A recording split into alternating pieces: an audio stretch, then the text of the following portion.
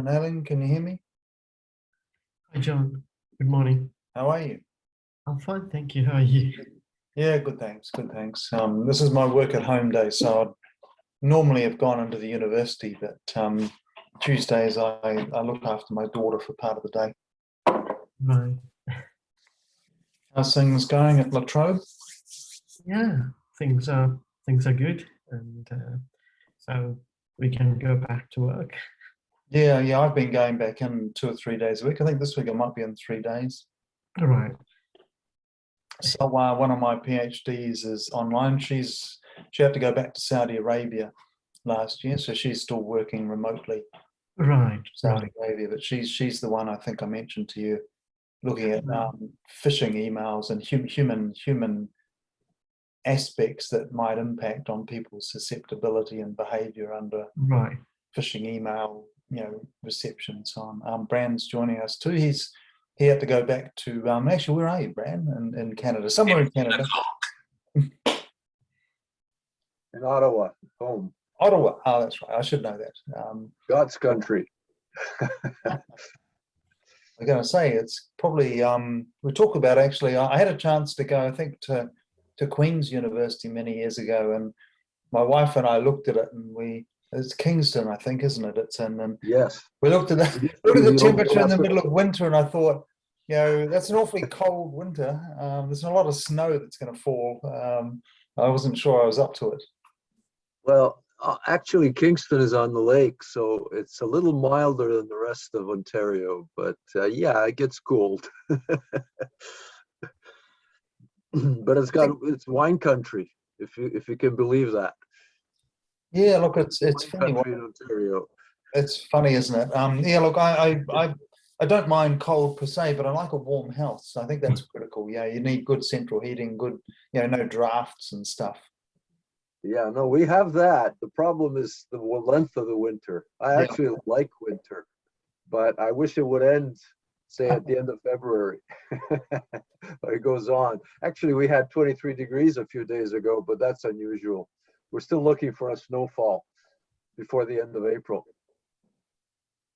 So people are starting to join. So Nalin, thanks for joining us today to give us a presentation. This is I won't say it's our informal weekly meeting of the team, but we have usually mostly internal presentations, but we've been having more and more external ones. So in fact, I see Marthi there. Actually, Marthi needs to come and give us a presentation. Note to self, Marthi, to invite you to do that.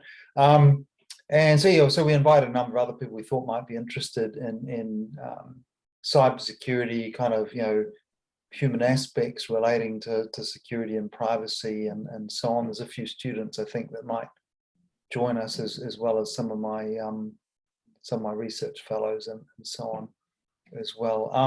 We're recording. Hopefully that's okay with you, Nalin. We won't do anything with the recording without talking to you first. Some of them we stick on the website that we have, other ones we just keep for internal purposes. But we've had some really good presentations recently, and I regretted we hadn't recorded them. In fact, actually, as I see people join, I'm thinking that person needs to re-give their presentation so we can tape them. But again, we'll have some dialogue with you afterwards to see if you're willing to make this a little more public or not. Anyway, I think maybe we'll get underway. I might let you just introduce yourself, because you can tell people what you want them to know about you, and then depending on how time goes, we'll see if we've got a bit of time for some questions and follow-up. Right, thank you. Good morning, everyone. And can you all see my slide? Yeah, great. Great. Thanks for having me here today. And as you can see that I've got a very long name. So my name is Nalin Arachchilage, and I'm a senior research fellow in cybersecurity at La Trobe University. I'm presenting what should we do about when we, particularly engineering usable security and privacy systems. So when we talked about designing systems, designing technology, one element which is very precise, we can't, which is inevitably important to think about. We design whatever the systems, we need to be able to humanly design systems. Or other words, when we design security and privacy solutions, we really need to take people's mental model on board, where they can better interact with the systems and have the experience. So for example, thinking about creating password, do we do really this in reality, in the wild? So this is questionable. So if you look at creating password rules, so we ask, systems generally ask, the way we design systems, it asks users to use building a strong password, lowercase letters, uppercase letters, numericals, punctuations or others, a minimum of 7 characters, sort of things. We provide them with the password rules, and that sidetracks the normal behavior of computer users using the computers. And so there is always trade-off between security and usability. In this case, in terms of memorability, if they adhere to these passwords, is it possible for them to remember? Think about it. I don't remember my password. Is it 123 or spooky? When they can't remember the password, they try to bypass the barriers. That is the common thing. We are humans. They like to, when we ask them to use a strong password, uppercase, lowercase, blah, blah, blah, all of these password rules, and then they can't come up with a strong password. Is it possible to remember in terms of usability? So they try to bypass and move on to less secure, but more usable, memorable passwords. So that creates the whole spectrum of security notion at risk.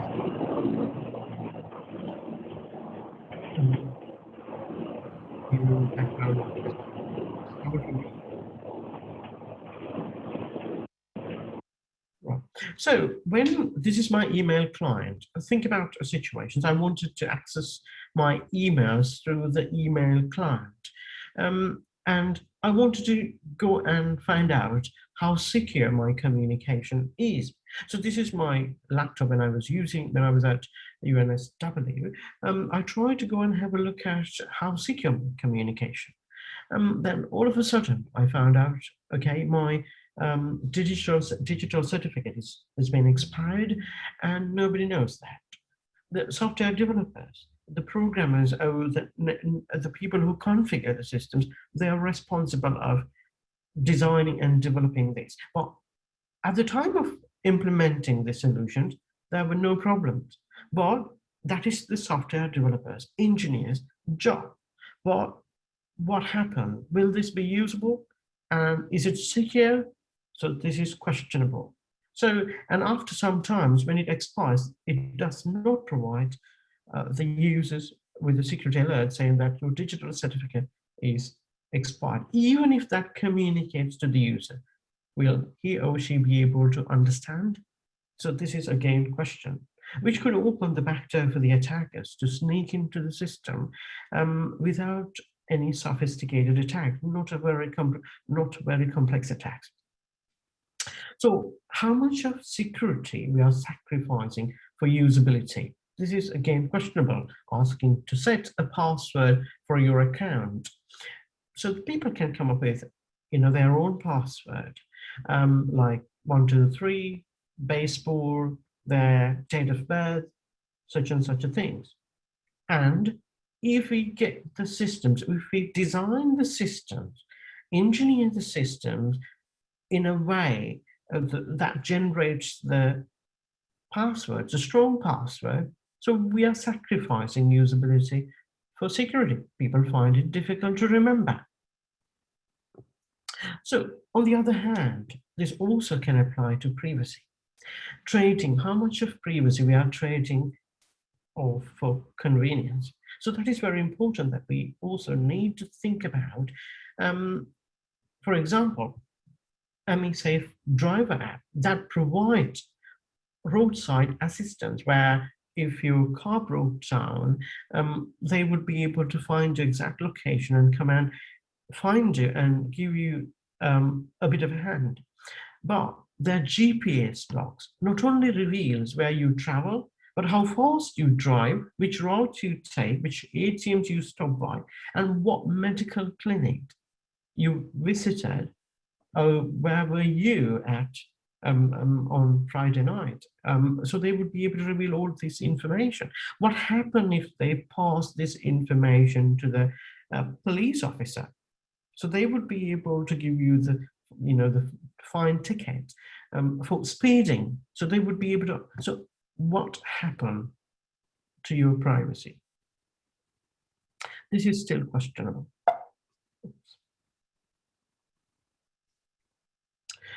So not only implementing, software developers' job is to not only to implement privacy into the application, but also successfully communicate the implemented solution to the end user. This is why and how the GDPR came into force. But the question is, when we design and develop privacy policies, you can find a lot of legalese words, a lot of jargon words, very difficult to understand technical words. So these privacy policy systems that talks about how the systems are going to collect the data through the users, the people's information, and how they're going to store that information and share the information, for example, their parental company. In that case, it is important we have to be extra careful about when we develop these privacy policies as well as communicate to the end user. But unfortunately, we design these privacy policies having lawyers protecting themselves, the companies, in mind rather than readers or the developers, the users in mind. So this opens the back door for the attackers. They can sneak into the system. Think of another situation. Back in August 2016, WhatsApp announced they're going to share their WhatsApp information, so all the metadata with the parental company, which is Facebook. But how does WhatsApp communicate their privacy policy updates to the users, which is questionable? Here is how Viber, they communicate, they update their privacy policy statements to the user. Literally, they ask users to accept and continue before even reviewing those policies. This is the problem. So it is not only engineering the system, it is also communicating through the WhatsApp update, updating policy, the privacy policy, how we preserve end user privacy, which is quite important, which has been underlooked. We're all quite familiar with this Zoom thing, Zoom technology, especially we were using Zoom technology during the pandemic. So Zoom is the platform which we use to share we use to have the video conferencing. So many have reported being attacked by uninvited guests. When it comes to cyber criminals, bad guys, the attackers, what they did was they intercept. They even share the inappropriate content through these platforms, which sometimes they steal other people's credentials, and it has reported that the hackers' accounts, the hacked accounts, they were trying to sell through dark web. So that continues to be a privacy nightmare that is moving on to a different scale, different direction in this case. So what we did, actually, we wanted to be able to understand how we implement privacy into software systems. We did a bit of understanding why developers, we wanted to investigate why developers cannot embed privacy into the software systems when they're asked to develop privacy-preserving software systems. And we wanted to investigate why they can't do it. So we ran a study through 36 software developers, real-world software developers who worked in the industry, and gave them a task, the design task, and took them through a cognitive walkthrough methodology. We also provided them with all the instruction. We got a healthcare scenario, asked them to implement privacy into the applications. So through the instruction provided them with in order to identify the issues, the problems they face. What we found was a lot of practical issues. Developers have practical issues when they're particularly attempting to embed privacy into the software applications. So it is difficult for them to relate privacy requirement into engineering techniques. So we do have a fair information practices, fair information assessment. We do have privacy by design. We do have privacy impact assessment. There are lots of things. They're developed by sometimes lawyers, in legalist terms, the government organizations. But when we ask software engineers to transform those privacy engineering methodologies, the concept, they find it difficult because there is no systematic approach for facilitating them to get them implemented into software systems that they develop. Privacy concept may not work in software development environment unless we provide them with such a methodology, kind of a step-by-step or systematic approach, guiding them to implement those solutions. When developers, because they have lack of knowledge, so what they rely on personal opinions and also the complex requirements that sidetrack them, getting them implemented into the systems, particularly when it comes to privacy, very difficult to quantify, unlike security. So what we did, we developed a data minimization model for embedding privacy into the software system. This is actually, we've done this study before, I mean, at the same time GDPR came into force, but we looked at data minimization in engineering context. So this is one of the elements in GDPR. What we wanted to look at is how we minimize the data consumed by the system. If we design the system in a way that consume the limited amount of data, we can protect or we can preserve end user privacy.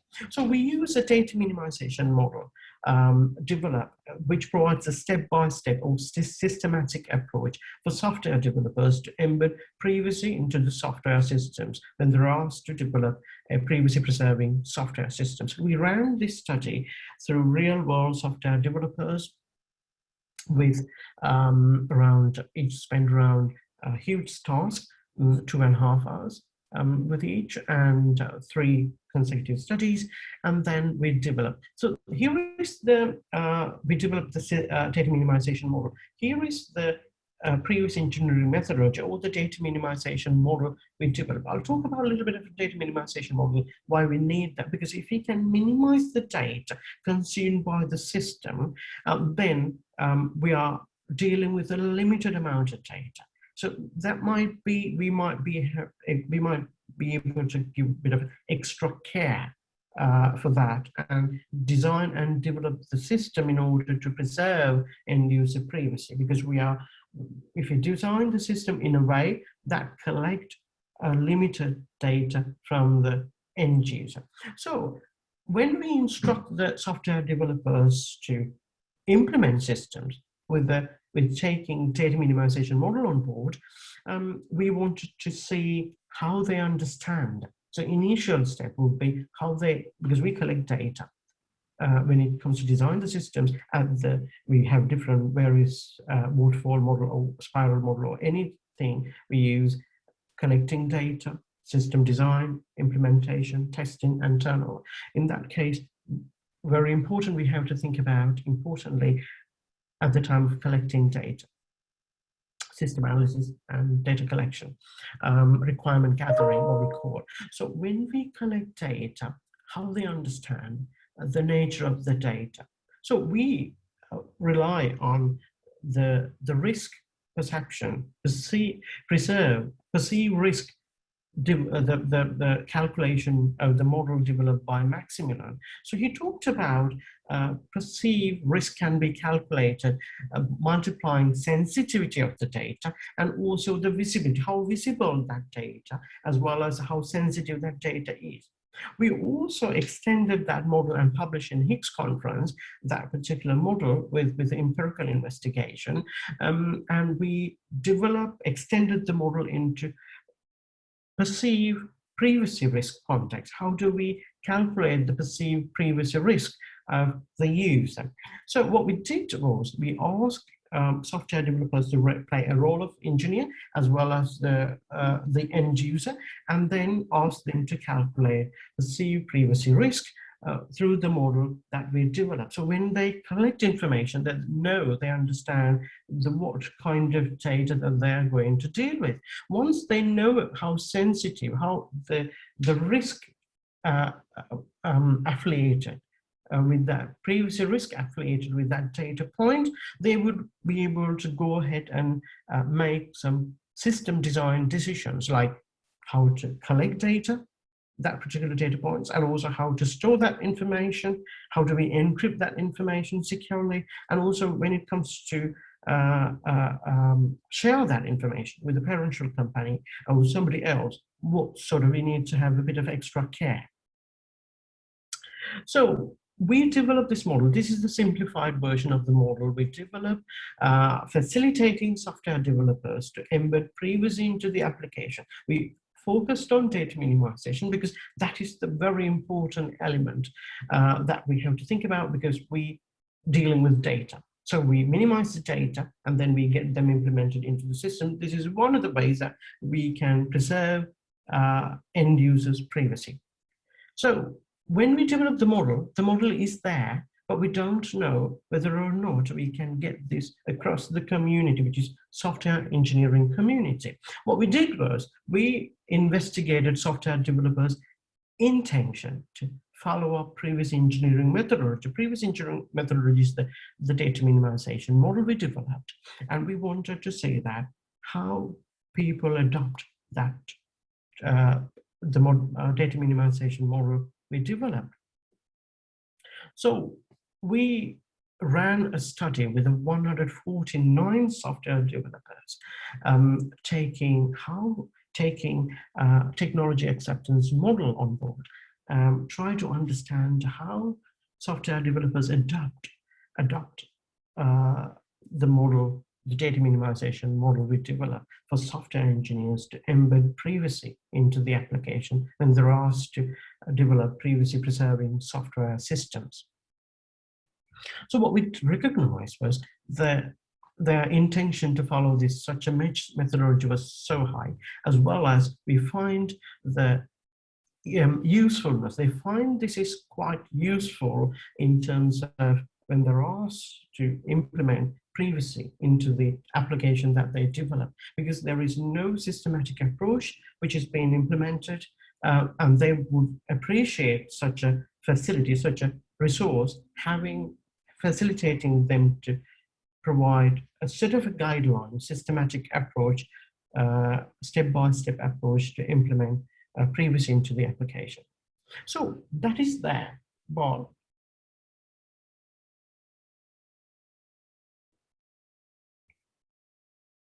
so we developed the data minimization model, and then we looked at the adoption. But how do we get this across the community?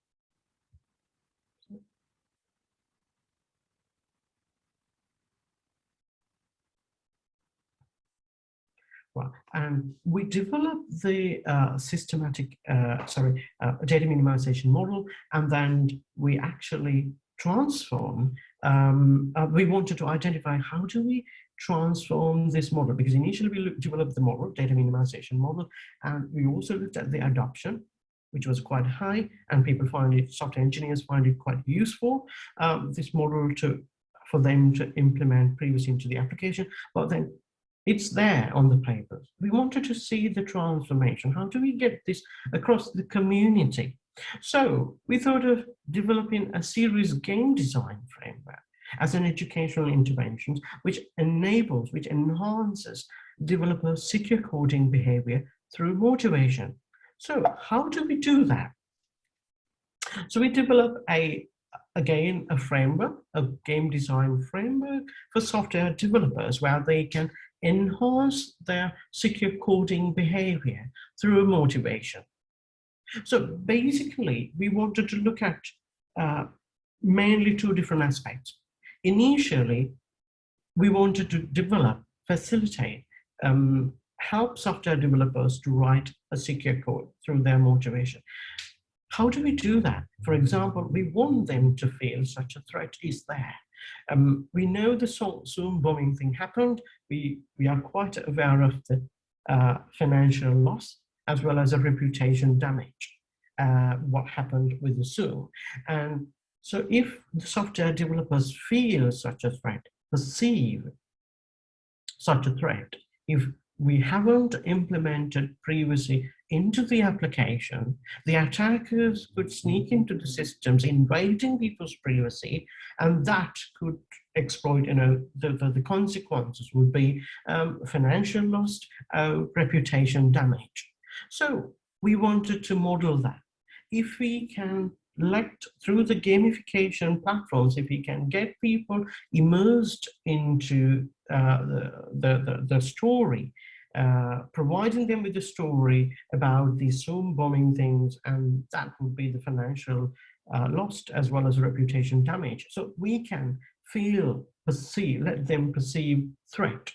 So if that's the case, they would say, right, okay, I really need to go and learn about it, how to develop a secure code or improve my secure coding behavior to develop privacy preserving software systems. Safeguard effectiveness, or education, or even I can download tools and do it. So I know that there is a safeguard cost associated with that would negatively influence on people's motivation, the time taken to learn those things, download various third-party applications to write a secure code. At the same time, there is one element called self-efficacy.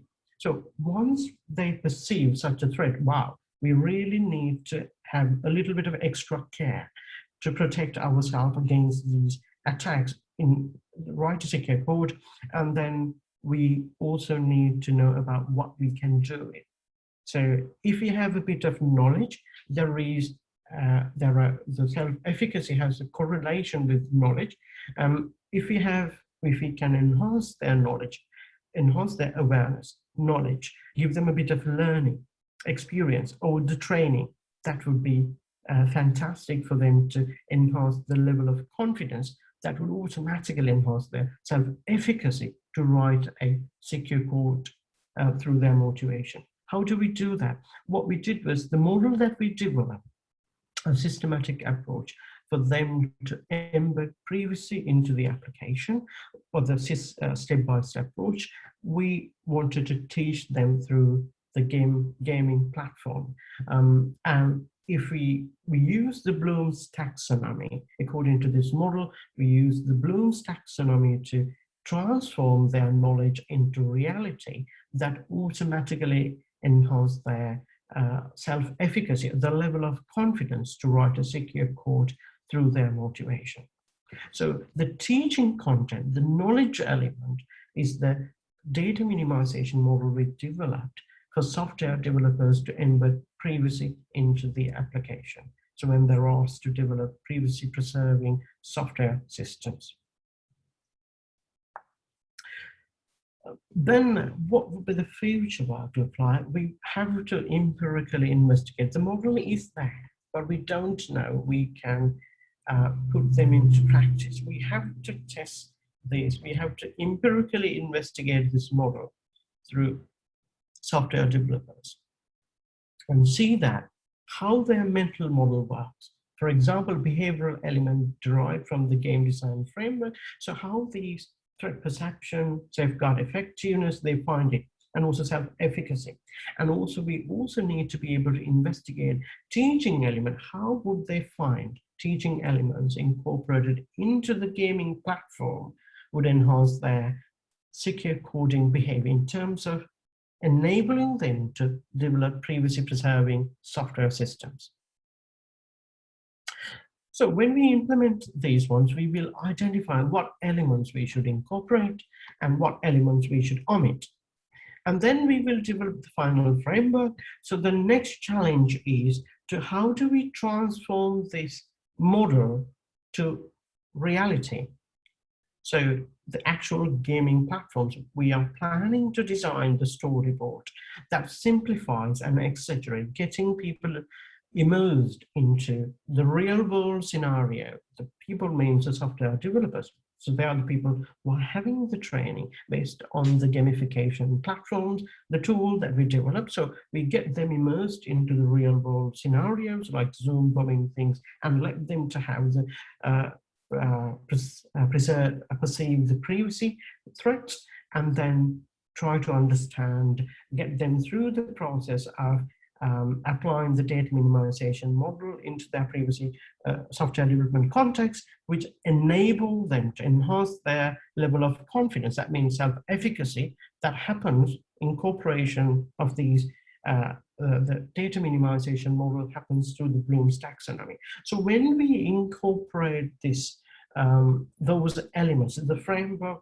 into reality, so they would also have the same experience. What we could do next is we can have the pre-test and the post-test while they're interacting with the system. What they could do is we can employ a think aloud study and try to identify the strategies that they use to enhance secure coding behavior in order to develop privacy preserving software systems. We can use a various study, longitudinal study, and measure the coding retention after some times, and various stuff can be done in future app. So that's all about my research. I think it's time's up, and I'm on time. So I'll take some questions if you have any.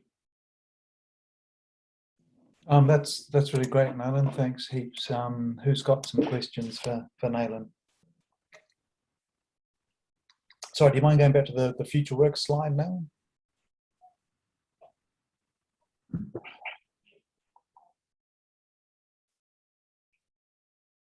Oh, I find the gamification really interesting, by the way. We've got a hand up from Bram. Yeah, no, sorry, didn't mean to interrupt your question, John. Yeah, go ahead, go ahead. Oh, okay, well, you mentioned, by the way, thanks for the talk, fascinating, and I like this work. You mentioned, of course, at the beginning that there are trade-offs here between security and usability, between privacy and convenience and so on. But I didn't see anything about that conflict resolution or trade-offs in the work that you've done. Is that something that's left for later, or is that somehow already handled? That's the question. So the conflicts are the ones that interest me as say, an end user of something like this. So I understand that the implementers, of course, can put in this and make the task easier for doing things like updates and so on. But am I still facing the problem of having to do things which get in the way of what I really want to do? Right. Thanks for the question. Yeah, interesting.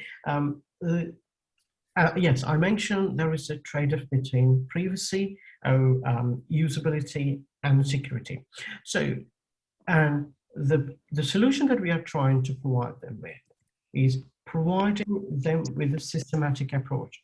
So when we ask for software developers to implement security, the usable security solutions, and because their task is to get the operation implemented. But because they don't have existing solutions, they don't have existing resources for that. So we provide them with a systematic approach. So providing them with the systematic approach, which enables them to transform those existing principles into reality. So this is something we know that we haven't directly addressed the trade-off between usability and security, but that's a huge spectrum, I believe. But in this particular work, we wanted to facilitate them to develop workable solutions. And when we develop the solution in future work, what we could do is we can run a lot of usability studies to improve the usability aspect of it.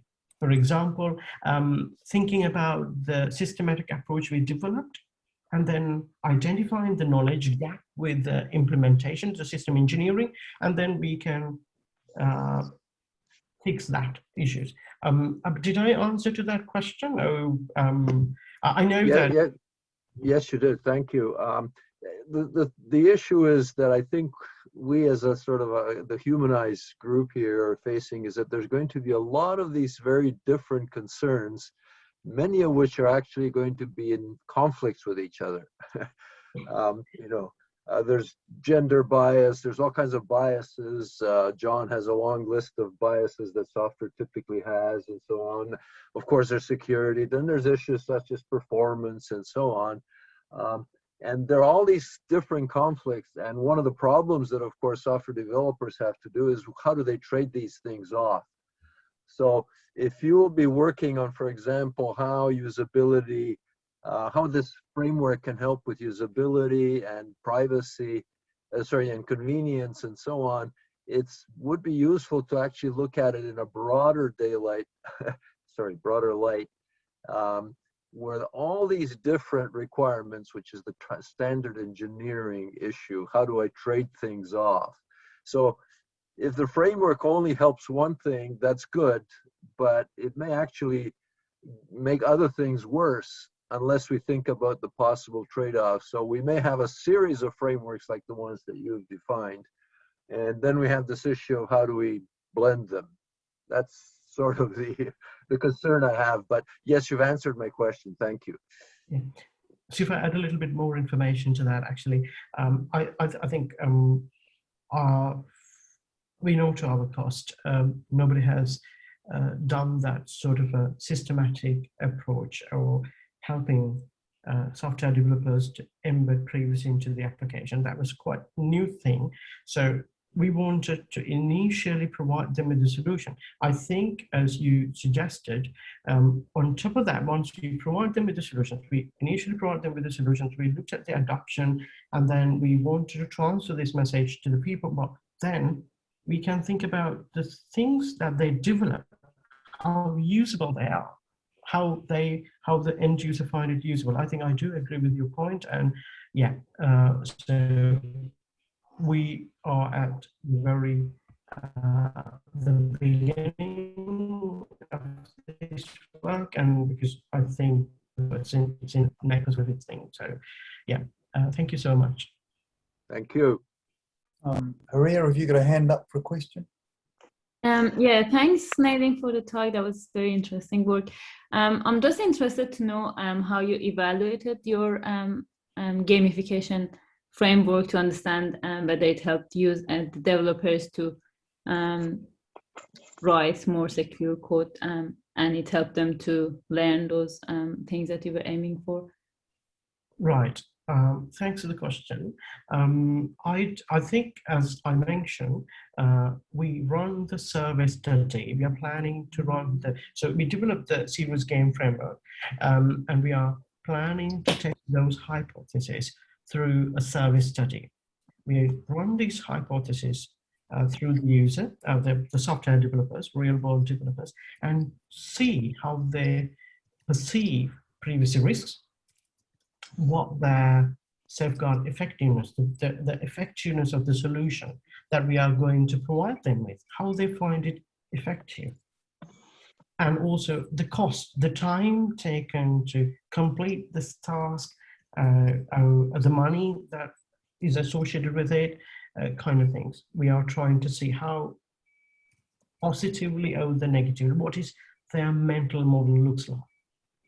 And also we try to see how they find it incorporating these teaching content, which is the data minimization model, the systematic approach we developed for them to embed through a Bloom's taxonomy that provides how the theoretical stuff, how you learn something and apply it to the real world in a systematic way.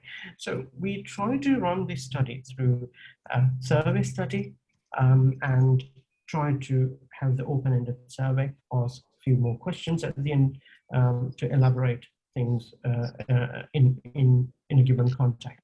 So then we can run then the next challenge would be incorporating these elements into the gaming platforms. And we can use a storyboard design. There are two different types of studies that we can employ. We are planning to have the participatory designs as well as a scenario-based design.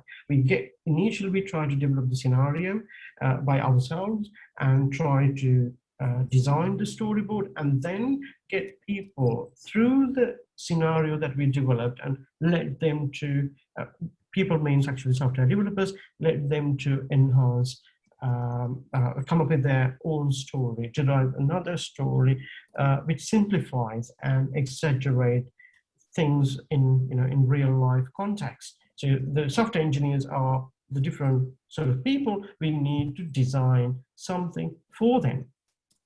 And then once we design the storyboard, we can implement it through the low fidelity or high fidelity prototypes. And then we can get people to interact with the prototype. That means software developers, so they can have the gaming experience. Through the pre-study and post-studies, we can evaluate how the awareness has been increased. So this is the plan. The things could change, but that's the direction that we are planning to proceed with. Did I answer to a question? Yes, thank you so much. And Salwa's got a question. First, I want to thank Dr. Nalin about this presentation. It is a very interesting topic. And my question is that, as I understand it, and please correct me if I am wrong, but as I understanding the success of this game education, it is rely on the immersion of they emerge, or they very interested, or they more motivated, they will be like learning and be aware more about the risk and generating more secure code. But and I really agree with you. I have like a game model during my master, and all it's about the game. It's about the motivation and the immersion in the game. But the things I want really, I want to ask you about the immersion. Does it differs between people? I mean, the motivation or the immersion, this differs between peoples, like between male and female, who will be immersed more, what will be help them to emerge, and how they merge in the game. Because one of the problem about designing a game, it is how to make them continuously emerging in the game, or in other words, how do you be sure they will not be bored at the middle of the game and get out or so on, and how you will keeping also developing the game, because as we know, the security risk and all these things is it in continuous developing. And thank you.